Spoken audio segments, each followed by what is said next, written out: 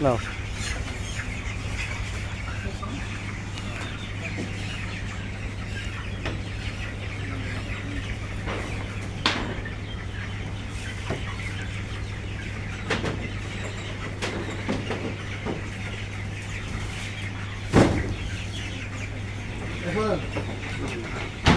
এই যে পায়খানাগুলো পড়েছে দেখছেন, এই মুরগির লিটারগুলো পড়ে এই শুকনো জায়গায় পড়ে এখান থেকে কিন্তু প্রচুর পরিমাণে গ্যাস তৈরি হচ্ছে, অ্যামোনিয়া গ্যাস তৈরি হচ্ছে।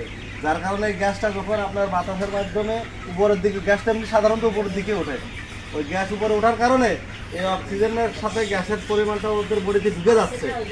সেই কারণে মূলত প্রত্যেকদিন 2, 3, 4 করে মুরগি মারা যাচ্ছে কোনো কারণ ছাড়া। তাহলে আপনার কী করতে হবে আগে, এই জায়গায় যে নিচে যে প্রধান ইয়েগুলো আছে, যে শৈবালগুলো আছে, এগুলো আগে পরিষ্কার করে ফেলতে হবে। পরিষ্কার করার পরে আপনার এখানে যে মোটর চালাই দিয়ে আপনি পানি দিয়ে পুকুরটা আরও ভরে দেন। তাহলে পরে পানিতে পড়লে পরে দেখা যাচ্ছে যে আপনার এই গ্যাস খাওয়ার সুযোগ থাকবে না, আর মুরগি মারাও যাবে না।